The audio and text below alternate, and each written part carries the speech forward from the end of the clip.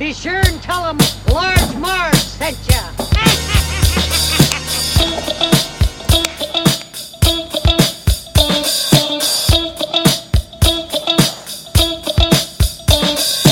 In the 90s, we were just teeny tykes. We liked our movies and our bikes. We wanted to be DJs, but we were just teeny gals. So we went off to college and we remained best pals. 20 years later, we're still watching flicks and we're bringing you the favorite bit by bit. Sweetie and Sweetie are here to say it's the Large Marge Santa's podcast. Hey. Hey guys, welcome to the Large Marge Tennis Podcast, your favorite podcast where two sweetie sisters talk about movies that shaped their childhood. I'm Sweetie with an IE. And I'm Sweetie with a Y. Hello, coming at you straight from Carol's house. Carol! Hey guys, we're house sitting this week. And if you're a fan of this podcast, you might remember other episodes where we also were house sitting and podcasted. Yeah. Let's review them. Everyone's favorite, Star Wars, The Empire Strikes Back. Or The Karate Kid. The Karate Kid was during Thanksgiving. It was not when we were house sitting.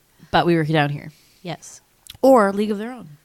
Also, just when we were down here. Yeah, no. I guess we haven't house sit for a while. Anyway, Carol is I got it. Labyrinth. Oh yeah, that was a really the good other one. I yeah. remember laughing. Yeah. Carol is down in Naples, Florida with her husband Phil. Hey guys, hope you're doing well. I'm putting on that sunblock. Awesome. And thanks for letting us house sit. We're taking care of the cat. You know, she's like pretty low maintenance. She already like ate all the treats. Oops. Oops. Rookie mistake. Leave the treat bag on the table. Yeah, we left the treats out and I came down in the morning and they were like holes in the bag, like a shark attack. It was like insane. No treats, guys. She ate like 50 treats.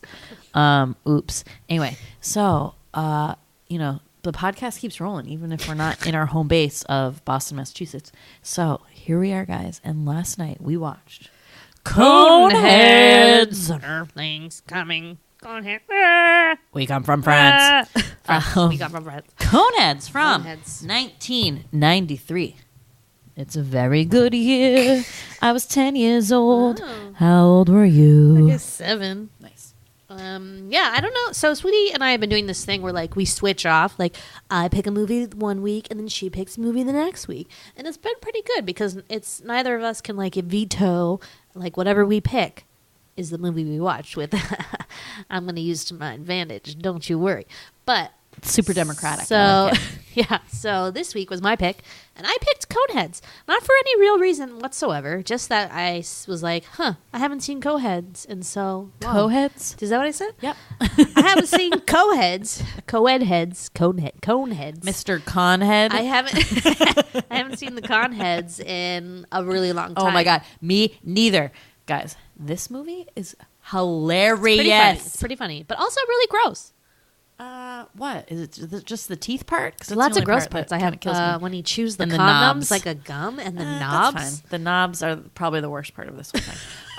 Yeah, guys, Coneheads was awesome. And I remember, I mean, I didn't see it in the movie theater. Well, I would have been 10, so that would have been like I kind think of. we did with Dad. No, I didn't, but like saw it like pretty soon after. I mean, I was definitely young and maybe didn't get like all the I jokes. remember being scared of the end scene, like in the maze with the creature.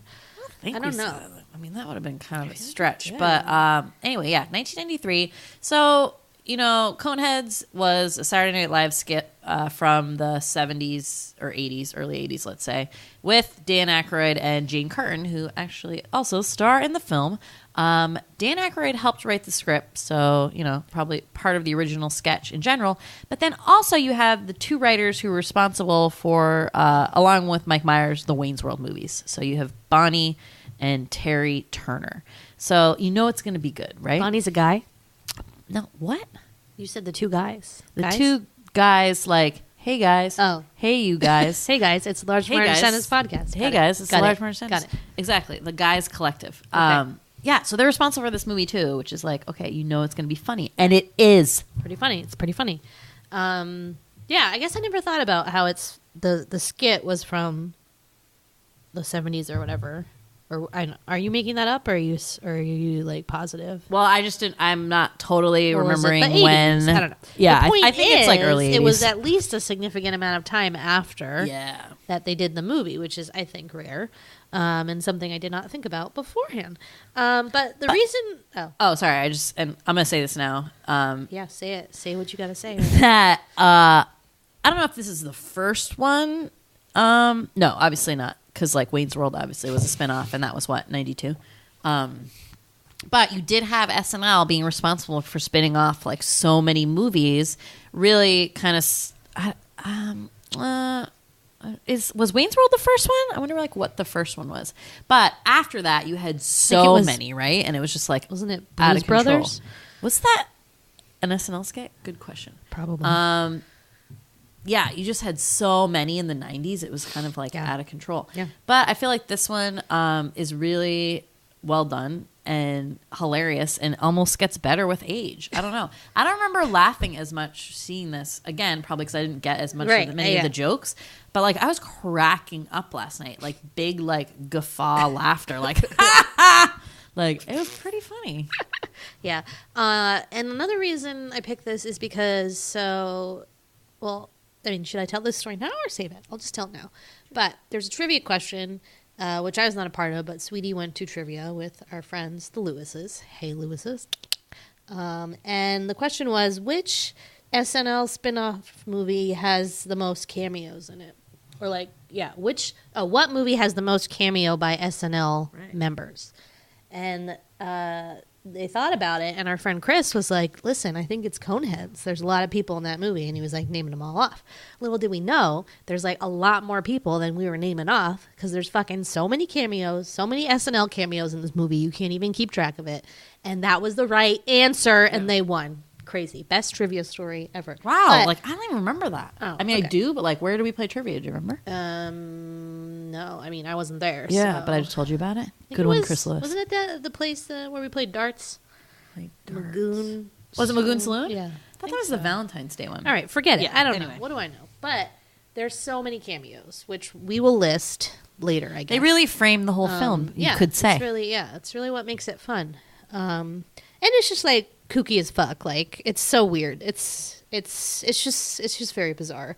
And it makes me uncomfortable of how bizarre it is. Oh, totally. But I will say what I like really thought more of now watching it in this time versus being like a little kid.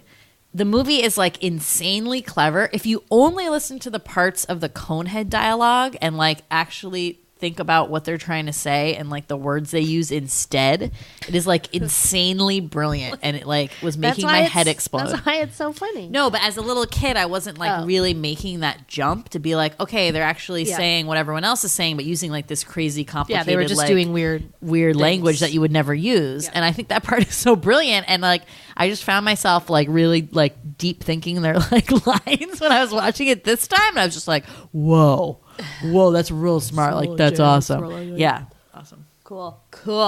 Yeah, I don't know. I just have a memory that we saw this in the movie theater with our father. Like, I don't know. Wish we could ask him. R.I.P. Do a seance. I don't know. Shitty thing to waste a seance. Yeah. Dad, did we see cute? The only time we'll ever talk to like our dad for the rest of our lives, and we're asking him if we saw Coneheads. I do not want to waste that one conversation. Fine. Conehead. Whatever. Ask Mr. him. Conehead. I'll ask him in my dream next time I see him. Yeah, you should. How about that? Yeah. Okay. So, anyways, yeah. I mean, obviously, Dan Akroyd, Jane Curtin, the daughter, someone.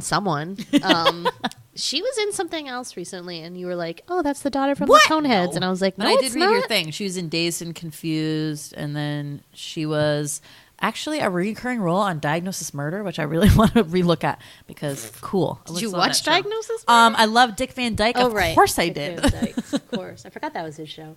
Hello. So yeah, I guess let's get into it. Sure. No time, like what's that saying? There's no business like show business. There's no business I know. I guess it's time for the Sweetie Synopsis. Yeah. Sweeties. They're at the portal. We are scrapnoids.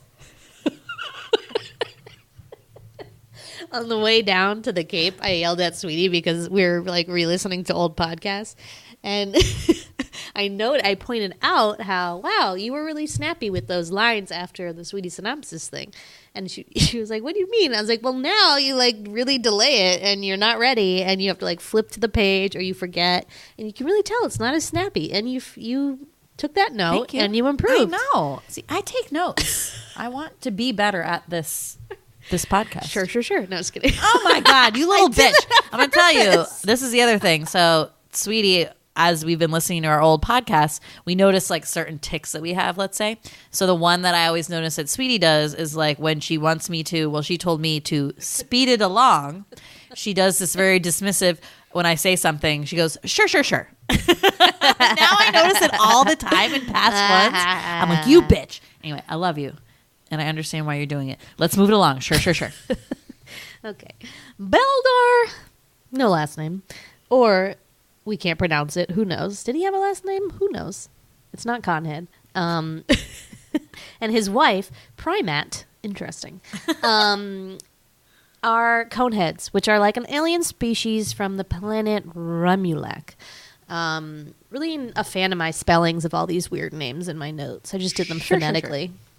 You can't just do that all the time now. It's just like, I didn't do it to be rude. I agree. And now you're being rude. I agree. But they look like humans, but they have cone heads. Just say it. Yeah. And they like have all the same parts. Real cone heads. Like, they don't look normal. And I'm surprised that they didn't get, like, that the daughter didn't get, but okay, we'll get into it.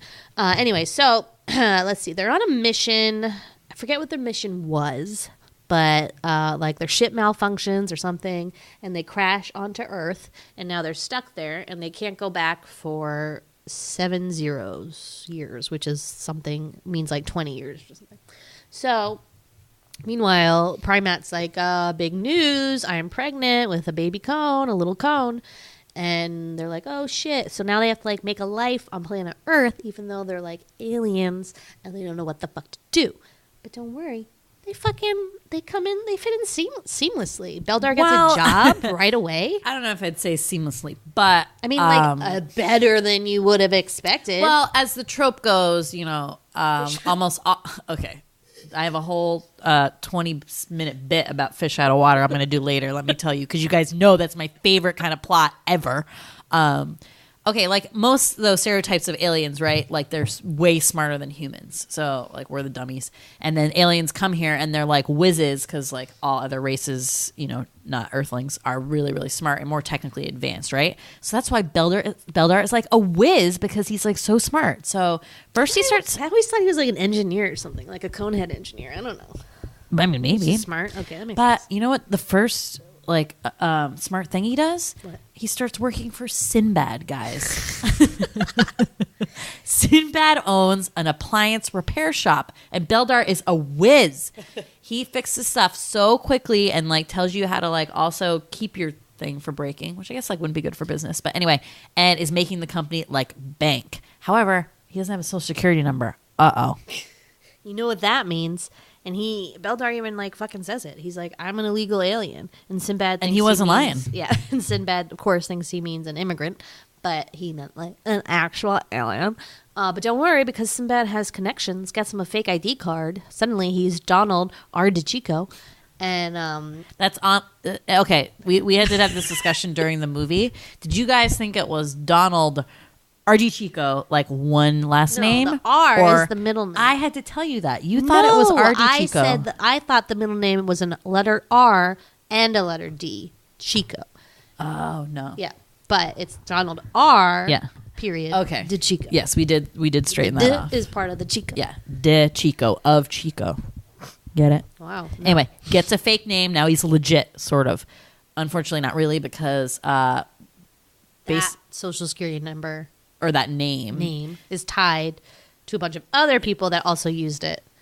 So red flagged at the whatever immigration office. or alien department. Dick face run by office. Very scary 90s villain Michael McKean. I mean, what did I say when we did the Brady Bunch podcast? That guy plays an excellent villain. Yeah. I mean, he's been doing current stuff where he's really nice and sweet, but like, man, he was the 90s villain. I love it. Yeah. He just fits. It fits. He does. So they're after him. So they do a shakedown of the appliance repair shop. Beldar lives in a trailer out back. So Prymaat like grabs the money and they make a run for it. And they make it, even though they're like surrounded by these agents people, you know, ICE, I guess. Is ICE a new thing? Yeah. I don't think that was there back then. But they make a run for it and then settle down in like a house in New York, like outside of New York, I guess. Or well, no, they're in the apartment building first because he's working as the cab driver. All right. So then Beldar gets a job as a cab driver. He makes a friend, and then Prymaat has the baby, and that's really exciting. And then they like show the baby growing. It's really sweet. But then they have to move again because the agents find them again. Well, no, they move again because it's like kind of a gross like garden level basement apartment, and she has the baby, and he's like he freaks out, and he's like, I want to take care of you, and we can't live here with the baby. So they had saved all that money, so then they moved to the burbs. And then how do the agents find them again? So the agents find them again. I forget like why, but the only reason, because basically when they lose them the first time, the Michael McKean character is like, screw this, like, oh, because he gets a promotion, and he's like, never mind, like, blah, blah, blah, like, I don't need to bust this, like, one last guy, like, whatever. But then that character, like, 20 years later, is getting up for even a senior promotion, and, like, he needed to, like, clear everything off of his record. Wait. I think I jumped ahead. Okay, so they move out of the basement, and then they settle in the suburbs of New York still? No, New Jersey. New Jersey, okay. And then the daughter grows up. Yeah, so then they're really living like the suburban life. Yeah. So then Beldar like makes a driving school. So he had worked as a taxi service and kind of found that he was like pretty good at driving, and decided to make a business as a driving instructor, like student driving instructor. And then little Connie grows up, and then Prymaat, is that her name? Just as like a stay-at-home mom, and even though she seems to be a whiz at like fixing communication devices, she contributes. Yeah, whatever, she contributes. Yeah. So they're just living like Americans in the suburbs. They're living the American dream. I mean, really basically, guys, I was going to say this till the end. This is an immigration story, and basically how like you put your mind to it, you can accomplish anything. You can be an alien and fucking make it work and achieve the American dream here. In another movie we watched, and I was like, okay, George McFly. Yes, I know. I mean, the American dream is a big theme in movies. Yeah. And also kind of the theme of like, don't live anywhere else. America's awesome because, well, we'll explain it, but they end up settling here for good. Yeah. So meanwhile, Connie Conehead, which is the daughter, falls in love with this mechanic, Ronnie. Oh, wait, sorry. And I just want to say one more thing. And also, this is the part where you really discover that they have like the same problems as everybody else does, right? Like despite being aliens. Yeah. Okay. So problems. Their daughter's dating some guy they don't approve of. She's moving too fast.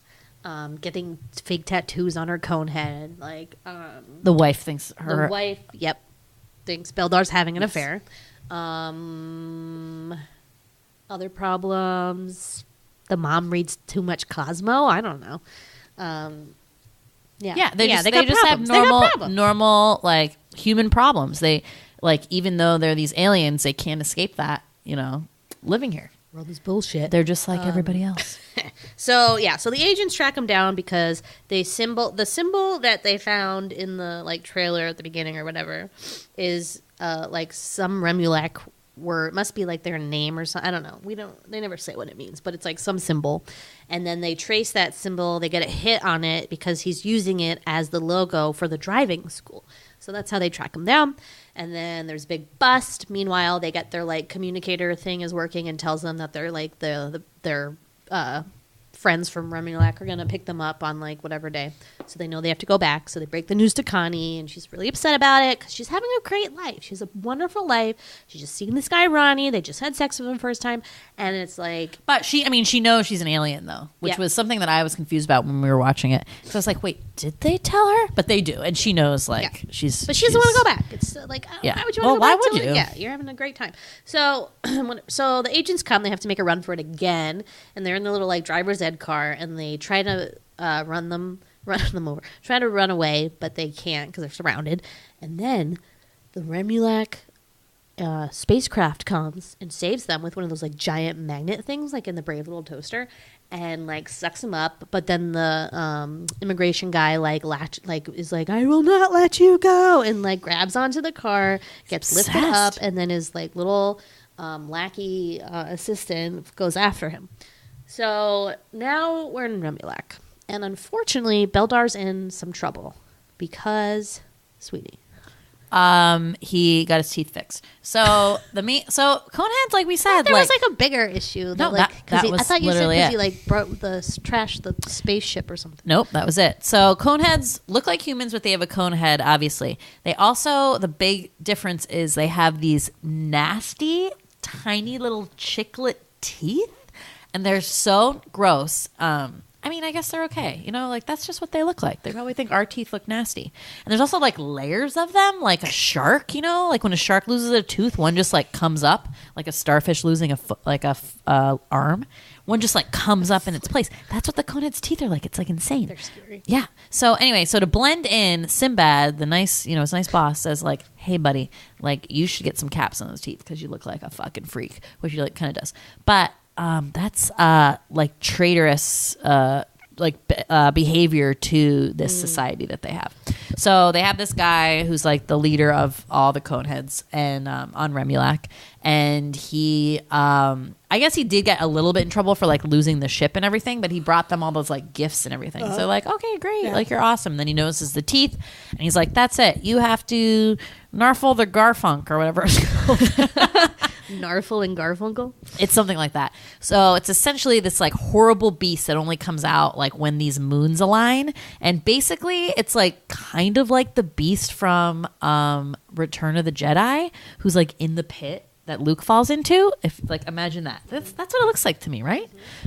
Anyway, so like all these other like people who broke laws or whatever are like traitors to the civilization, have to like face this thing, and it's like an unbeatable thing. Like you can't do it, so you have to wear this like weird Depends diaper and like carry this like hook. Your only weapon is like this hook thing, like a basically like a golf club. And what happens is Beldar uses the tools that he learned in the good old US of A on Earth. USA. So like guys, the US isn't that bad. And like aliens, the US isn't that bad. Look at the skills that he learned that was able to narfle the Garfunk. It like sounds like Simon and Garfunkel. That's not even what it is, but it's close. So he fashions the thing into like a golf club, and then like where does he get the ball from though? He there's some rock or something. It's a rock, clay, and he like puts it. Yeah, together. and then like swings it, hits it like a golf ball, and it goes right into the creature's throat, and he chokes and dies. And then Beldar like beats him with the hook thing or whatever. So he defeats it. Everybody's like, "Woo, yeah!" So of course he beats it. So he gets like granted like his wish or whatever or something. And he's like, "I want like you to allow me to go back to Earth to conquer it." And I get to take one of the humans with me. So he does, and he brings back the main guy, Mr. What's his last name? Something silly. Like Spieling? I don't know. But Beldar is not really going to conquer, guys. So he like does this whole plan where he makes it look like their plane exploded because like Earth had like weapons or something. And then like they just go back to living in America. And then the immigration guy, he's like, I'll cut you a deal. You stop looking for me and my family, and I saved your life, so we're even. And give me a green card. And give me a green card, right. So he does, and then they just can live their life, and everything is peachy keen. Baby, yeah. Da-da-da, the end. The American dream, really. I mean, guys. And also, as I said, really one of the best examples of fish out of water that I've ever seen. So the extent of it obviously is like insane because they're aliens, right? So like they don't know like anything, and they find all of our customs here like so wacky. And that provides, I would say, 95% of the humor of the movie, right? Like it's basically it. Yeah, I'd say so. Yeah, and it's just a lot of good gags. Like, oh, here's here is a condom. It looks like a piece of gum to me. Puts it in his mouth and chews it. And then he thinks that's gum for the rest of the movie. And it's really gross. It really made me like, ugh, it really makes me cringe just like thinking about the like lubricant. I'm like, ugh. And then those condoms are like those cheap like colored ones that like if I've never actually seen those in real life. But if I do, I will obviously think of the Coneheads immediately. What else is like a really funny gag they do? They just like say different things. Yeah, and so half of it is like they're not, obviously like used to like, I mean this is American, but let's say the world, like customs. So you have them like reading a Bible and like laughing hysterically about it. They also do a lot of stuff. Every time they see anything that resembles a conehead, they freak out. So there's like a thing of them watching bowling and they like start freaking out. She sees eggplants at like the store. They start freaking out.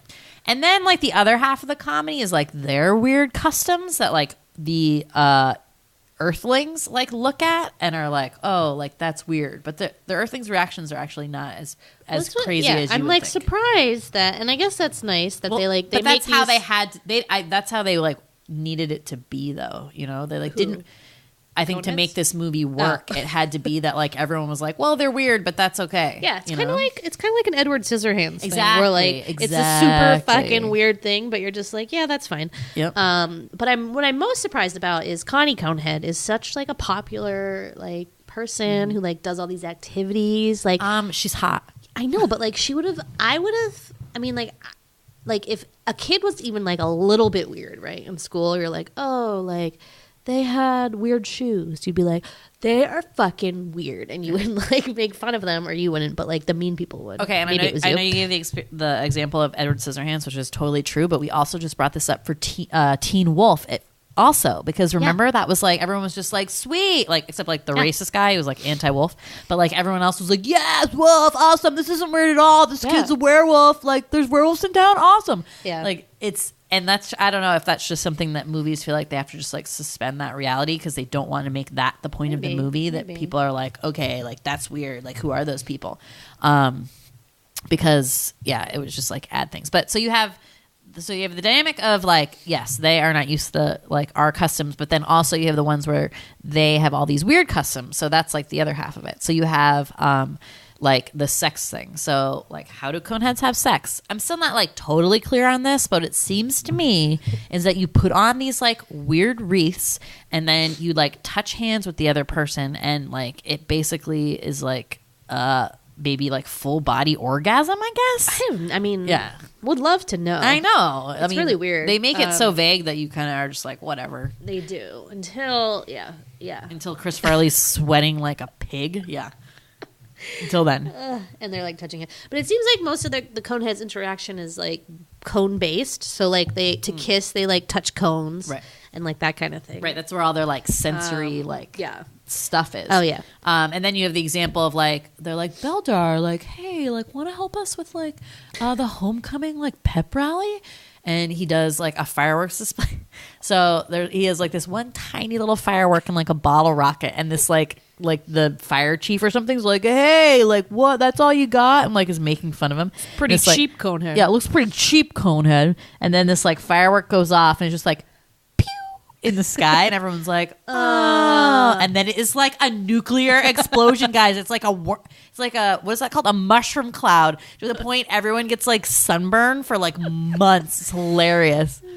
Yeah, that's good. So he's got like some crazy alien fireworks up there. They sleep standing up and like they still have a bed, but it's like standing up, and there's like a thing for their cone to fit into it. The eating thing. They eat like they can everything. They can eat everything, but they can also fit like a large non-edible amount of food things in their mouth and non-edible things. The vacuuming, mom like vacuums but puts the tube in her mouth, so like all the dust and stuff like she eats, and then it's like coughs. It's really gross. Beldar like rinses his mouth out with Windex at one point. Yeah, they put a lot of stuff in their mouth. There's like a weird like. Remember, he's like fixing the lawnmower and he like swishes it around like the big like, screw around that has it. all the I think oil he's, like, in it. Biting it to like. No, he's like cleaning off the oil. There was like all this oil stuck in it. I always thought he was like reshaping it so that it would like fit in the thing and it would work. Yeah, no. Yeah, so that they have makes like a more lot of sense, I stuff guess. with their mouth and like digesting, but they do seem to still eat food and like whatever. They can drink really fast. They shit, I just had one. They what is it again? They make weird noises like like that. Especially when they're having sex, they make like cat noises. That's really weird. Sounds like somebody stepped on a cat. Somebody's pussy was stepped on. Oh, Wait, stop! Gross. God, I just thought of one. Shoot. I just thought of a good one. Oh, yes. Okay. So then the other weird physical thing is that, and you only find this out because you don't want to like see them naked until Beldar is at the golf club and he's taking a shower, I think, right? Is that it? And then they have these like weird little knobs in their back. Like, what is the function of those? It's so weird and unexplained, and it's just a scene to like so that people are like, "Wow, he's weird." But like, if he has weird knobs on his back, like, what does his penis look like? And like, when the mom was delivering the baby in the hospital, did she have like a crazy body? That's my big question, because I'm like, they wouldn't be like. They were fine, and she just like the baby popped out like normal. I mean, I guess it seemed like it. So they were like essentially human, but had like a cone head and knobs and bad teeth. I know, but like you can expand their jaw like super wide. I don't know. I just feel like there has to be something else going on in that body that would like be a red flag to people. But like whatever. But you know they're the Coneheads. They're awesome. But I love that Connie Conehead. I think she's so cool. I just really dig what she's doing, you know, and she like was able to thrive in this environment in the face of adversity. Like, just like really proud of Connie Conehead. Wow. Right? Yeah. What happened to her? Where'd she go from there? I don't know. Oh, did they make it? Or did she make it?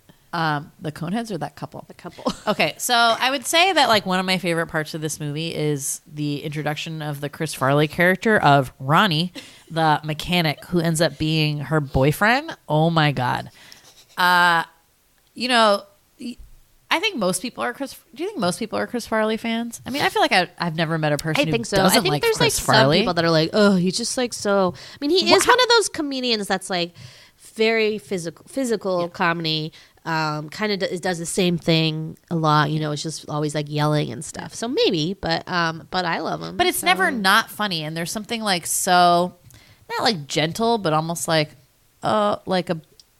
He's like a teddy bear. Yeah, like a teddy bear or something. I don't know. You never like not like him, even though he's like so dumb and like whatever. So in this, like he's hilarious as this mechanic who like Beldar brings in the car for something, and then that's how like he meets Connie because Connie's there, and they kind of like start flirting, and then they like start this whole thing. So he's like kind of a loser or whatever, but like you said, like pretty like likable loser, and like the interactions between him and Beldar and stuff are like hilarious. So starting off with my favorite, which I've already said 100 times in this. So they're at the garage and he's getting his car fixed and he's like, "Okay, Mr. Conehead, it's Conehead." For some reason, I think that is hilarious, Mr. Conehead. Oh God, because obviously he's like this guy's name can't be Conehead. Yeah, it's great. Hilarious. So then it goes, they like start dating, and then he like there's kind of an uncomfortable like going a little too far like in the makeout session, like with Connie in the car, and then she like kisses him and then starts getting like really aggressive with the cone, which was like a little bit scary, but then provides for some amazing comedy when like Beldar hears about how, and he like is called something, like when he almost tries to take advantage of Connie's cone, it's like called something like a something. I thought they were referring to him as like she was a hooker? I don't know. No, I don't know. Flirndip? I don't know. Yeah. But no, I thought that's what was like him. So then Beldar goes out to the car and Ronnie's like sitting there and he like peels back the car and he says, he peels back the top of the car, the roof. And he goes, "You are unacceptable." And Ronnie just goes, "Okay." I just love like I Chris know, Farley's he's so reactions. funny. And what's the thing he says at the end? He's like, when they're getting lifted up by the space thing, and he's like, Mr. Conehead, I'm sorry about something, and I hope you didn't hurt your hand ripping up my car. At the golf course when he's like stalking him at the golf course. Yeah. Like he's so sweet. He's just like such a dummy, but like, oh man, that guy like, Ronnie, can I have 57 words with you? Okay. Okay. I don't know. So I just like that's once like Chris Farley gets introduced, He's like your I favorite. find that He's your like, favorite yeah. character. Oh my god, I love Ronnie. Another great character is David Spade's character, who plays the Michael McCain's assistant, who's like super brown noser and like takes credit for everyone else's work. Like if somebody's coming to hand him like an important report, he'll be like, "I'll take that. He's very busy." And he's like, "Sir, I have the report for you." And he just having like a bad day. Yeah, just like the way that the David Spade, like he's doing David Spade, Chris Farley's doing Chris Farley, and there's like Do what nothing you wrong. know. There's nothing wrong in the world. Like it's so great. It's basically Tommy Boy, but with different characters. But like they're playing those same like types, right? Those like stuck up and then like silly, goofy, lovable Chris Farley. But yeah, I think the David Spade character is so funny, and it just. Accented at the end by the fact that he just falls into the same role, except now he's on Remulak and is the assistant of like the mean like king person. So yeah, I miss him. I think he's great. DS David Spade. He's around. I don't know. He's like doing stuff. But yeah, so I think now is a good time to talk about all the cameos. Definitely. Wait, check this out first. Wow, Sweetie just drew a Conehead drawing freehand. Pretty impressive. We'll post it. We'll post it on the Instagram. That's pretty Really good. impressed. When did you become an artist? I don't know. Isn't that pretty good? Look at that. It's a little scary. Why is her nostrils so dark? Her eyes so big. Is it a woman? It's anime. I don't know. Okay, guys, this movie has like so many cameos off the charts. You drew another picture in your other notes too. Who's that? This is my standard little curly head guy I always do. What's his name? Gip. Good one. Okay. Good old Gippy. Cameo crazy, guys. Okay, starting with number 1, Cosmo Kramer, Michael Richards. Awesome. It was so weird to Funny. see him not playing a Kramer character. I know. He You was really like a don't normal see many. person, but he was like, it's a really funny scene actually. It's when they like first crash, I think, and they stay at the hotel. And he's like, these people are so weird. And he's just like agreeing to everything. Like they're like, he like signs, he has to like, Beldar has to sign a paper and he like signs it in like the weird like Remulak writing. And Kramer's just like, okay, that's fine. Yep.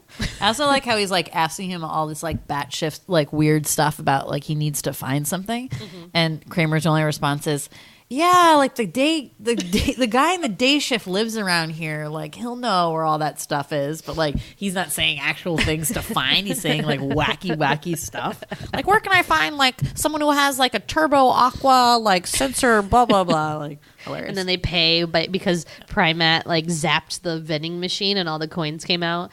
And he's like, how are you going to pay with the money? And she like puts all these coins on the counter. And he's like, that's fine. That's fine. That's good. It's just great. Yeah, good cameo. Loved it. Yeah, so awesome. Sinbad, as we said, sweet as like what starts off being his boss at the appliance shop, but then they're such good friends that when they have the baby, he's in the delivery room taking pictures. He was a great boss. He didn't take really advantage of him. He gave him like a pretty substantial cut of the money that he makes, which was a lot of money in That did 1993. seem like a lot of money. Was he an SNL person, Sinbad? I don't think so, but maybe I'm I wrong. will double check. All right, then you have Phil Hartman as like the buddy on Remulak, who really is. They like talk with him on the phone in the beginning, but then you meet him at the end. R.I.P. Love that bitch. Gone too soon. Phil Hartman's such a funny guy. Okay, he was not, but he was on your favorite, the Red Fox show. Just kidding. Wow, really? 6 episodes. Is that old? Yeah, he was not an SNL person. Yeah. Wasn't all that, though. I would say like 1 episode. So all these cameos are either people who were on SNL or people who were just funny in the 90s. Like if you were a funny person in the 90s, like you were in this movie, right? So Sinbad, maybe one of them. Kramer, one of them. I don't think Kramer was on SNL. I don't think so. I will double Julia check. Louis was, but Oh, yeah. you have a couple Seinfeld alums in this. Phil Hartman, SNL. Adam Sandler, SNL. He is the one who gives the that's actually a really great scene. The Donald R.D. Chico and like makes him and like Beldar basically has like a photographic memory, so he like Adam Sandler's kind of like coaching him on like how like his like backstory, right? So he keeps going. He's like, "You're from Brockton, Massachusetts," and he's like, "You're blah, blah," and he's like, "My mom's from Brockton. Where are you from?" And he like keeps questioning him like that. I think that scene's pretty brilliant. David Spade, SNL, right? Drew Carey, first movie role. Wow. Pretty sweet. George Costanza, a.k.a. Jason Alexander. Not SNL, but also funny person in the 90s. Tom Arnold, funny person in the 90s. Parker Posey, funny person. So weird. Always. And she's like, you blink and you miss her. Like, you she's one of Connie Conehead's friends. Yeah. Ellen DeGeneres, blinked and you missed that. I meant to go back and rewatch that. Yeah. I cannot The diving believe coach. it. Crazy. Ellen DeGeneres, Crazy. Yeah. Chris Farley, as we said. Kevin Nealon, SNL. Jan Hooks. Jan Hooks. Love that bitch. She's funny. She's like the this woman who takes the beginning driver's ed course like 6 times because she has a huge crush on Beldar and just thinks he's like the greatest, which is pretty funny, and she's awesome. Dave Thomas, who is the guy who founded Wendy's, but like is also someone who was on SNL, or I was on SCTV. Maybe I don't think he was on SNL actually. Which person was he? The Remulak king? Yes, but he's in that skit with Rick Moranis, The Bears. Oh yeah, yeah. He's like the brothers, whatever that skit is called. What's his name? Dave Thomas. No relation. No relation to the fast food magnate. Yeah, and there you go. And then you had Michael McKean. I don't think, no, not SNL. Jane Curtin, Dan Akroyd. Yes. Yeah, he was at else? CTV. He was in one episode of Saturday Night Live. Oh, wow. Okay. Huh. So yeah, that's a lot of characters. So I just did 1, 2, 3, 4, 5, 6, 7, 8, 9, 10, 11, 12, 13, 14. 14, But and some of them wouldn't say cameos. They're actually like bigger parts in it. Yeah. But yeah, that's a lot of people, man. That is a lot of fun. They must have had a ton of fun. Yeah, and just to like have just like this like small bit part that's so random and fun. Yeah. I hope we're still recording. Sweetie's computer is frozen now. It's okay. Yeah. We're good. Oh, we're good. Yeah. Cool. Okay. So here are the things I remembered most from this movie, and maybe this is a list of things I remember also / things that scared me or grossed me out. Okay. So we already talked about eating the condom as bubblegum. Gross. Also didn't really get that when I was little. I'm not sure I knew it was a condom. Oh, no. I knew it wasn't gum, but I didn't know 100% what it was. Right. Okay. So the pointy teeth. Okay. I'm pretty sure this movie is John Lovitz. We forgot him. Oh, John Lovitz. Love the him. dentist. Yeah. I'm pretty sure this movie is what started my weird fear of small pointy teeth, which I'm not convinced. Like, I'm pretty sure everyone is afraid of small pointy teeth. If you're not, you just haven't been faced with them, because let me tell you, it's fucking scary. There's a couple horror movies where like somebody has small pointy teeth, and it's very deeply disturbing to me, at least. But I mean, I'll post a couple pictures on Twitter so you guys can either agree or disagree. But if you disagree, then like, what the fuck? Are you made of steel?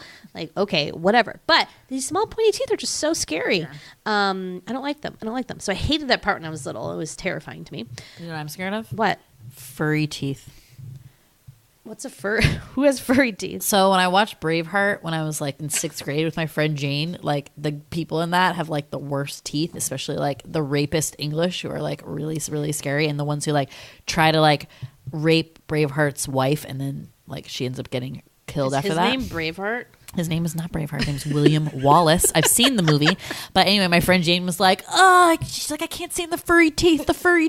So every time I see like bad English teeth, they're especially just, like, in those dirty, period, right? Yes, dirty. But like think of it like a covering of mold on your teeth. So every time I see like British, like, period piece with like British and everything, I'm just like, furry teeth. It is upsetting. Yeah. Pointy teeth. Okay, so when Prymaat is pregnant and her water breaks, it's not like a human water breaks. It's a fucking like pool, lake, river, whitewater rapids of water gushing out between her I feel like that legs. was also in the trailer, and maybe, it like 'cause that floods, was super famous. Yeah, and it like floods and like goes through the door. It's just really gross because you're like, ew. But like also like what they're aliens, so like what is that fluid? It's not like our fluid, but what is it? I don't know. That was gross. Also did not understand what that was when I was little. I was like, what the fuck is this? I didn't really get the joke, you would say. Okay, so then we have the honing, which is what they call having sex, which is funny because it's like boning, but with an H, and they're like honing their cones, like sharpening. I don't know. There's a lot of there's some things there. So they introduce this when Prymaat wants to have this. We'll call it honing. I was like, it's not really sex because there's not like intercourse. But she wants to initiate this with Beldar, so they like have this whole scene where she like sets the mood. So we know as the audience like what those rings are, but we don't really like see them doing it. We just see them put them on their heads, and then we hear the gross sounds in the van of the agents. So then when Connie and Ronnie, that's great. When they do it, it's different because we like walk in. Beldar and Prymaat walk in on them doing this. And Connie's dress is like pulled up kind of like over her knees. And then Ronnie is super fucking sweaty and they're like really like doing something. And it's just, I don't know. It's just something about it makes me very uncomfortable. And it's just like, what? I think it's just the sweaty Chris Farley. Like he's like running a marathon. Well, it's nice that they have those so that if you don't have a cone, you can like still have sex with people who do. That's pretty cool. That's what I don't get. Like, yeah. But like how? Why does it work if you don't have a cone? If all their sensitive things or whatever maybe are in their cone. Wait, did he have the crown on or was the crown around his penis? Oh my God. We have to I don't know. I don't know. We have to go back now. Oh God. Oh Yeah, my sure. God. But yeah, that made me uncomfortable. Yeah, and me like, too.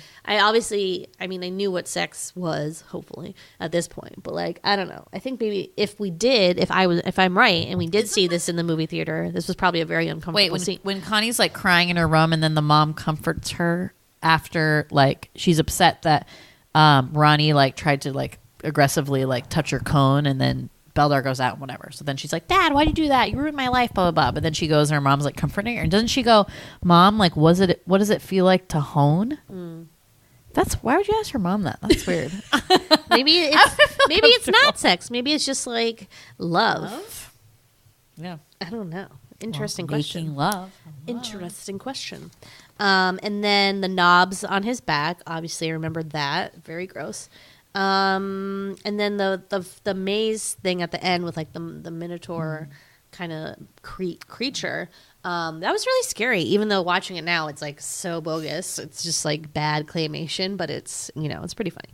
And then didn't scare me, but it's something I'll always remember. And a scene that I love is when Connie does like the perfect dive. So like, for some reason in this scene, and I think this is just like bad script writing or whatever, but the diving coach, Ellen DeGeneres, is basically explaining to her exactly what she has to do. She's like, you have to do a double twist and then hit the water with as little splash as possible. Like Connie doesn't know that's what you're supposed to do in diving. Right. Weird.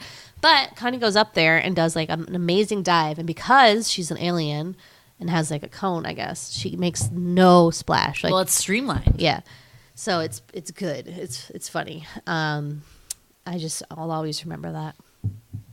Yeah. And her princess costume. That was beautiful. Costume, yeah. At the costume I do dance. like that costume party one. So they all like pick costumes that kind of like go with their cones. So you have Beldar's Abraham Lincoln. So he has like the big tall hat on. Connie is like the princess with the pointy hat.